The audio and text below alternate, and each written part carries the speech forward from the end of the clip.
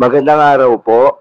Narito na po ang magiging lagay ng panahon ngayong araw ng Lunes, May 27, 2024. At latest update sa bagyong ating binabantayan na si Bagyong Aghon.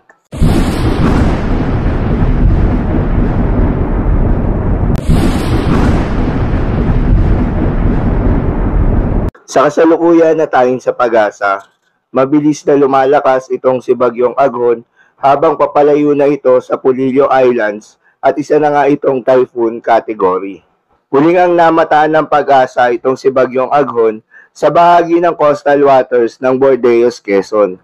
Taglay ang lakas nito na umaabot sa 120 km per hour at bugso ng hangin na umaabot sa 180 km per hour. Ito ay kumikilos patungong northeastward sa bilis na 15 km per hour.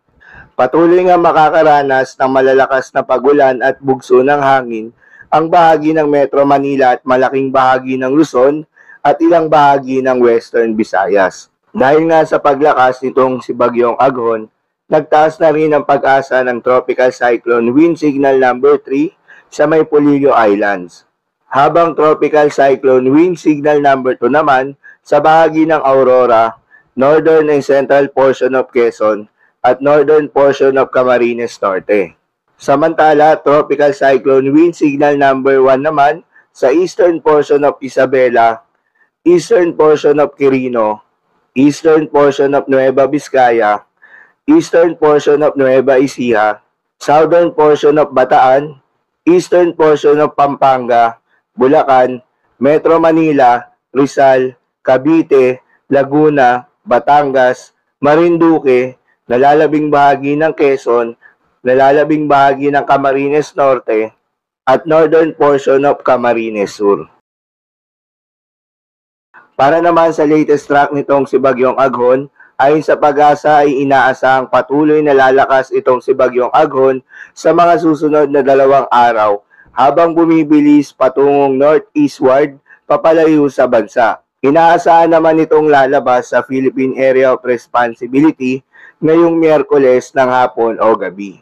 Habang nasa labas ito ng Philippine Area of Responsibility, inaasahan itong magpapatuloy sa kanyang takbong pa-northeastward patungo sa dagat sa timog ng mainland Japan at magsisimula itong hihina ngayong Huwebes. Posible din ito na hahatakin ang southwesterly wind flow na kung saan posibleng makakaapekto sa kanlurang bahagi ng bansa sa mga susunod na araw. Sa mga kababayan natin na apektado nitong si Bagyong Aghon, doble ingat po sa mga banta ng pagbaha o pagguho ng lupa. Paalala lamang po na ang mga nasabing forecast ay posible pang magbago, kaya naman patuloy lamang magantabay sa mga update na ating ilalabas at ng pag-asa. So yun lamang po para sa lagay ng panahon ngayong araw ng Lunes. Keep safe everyone.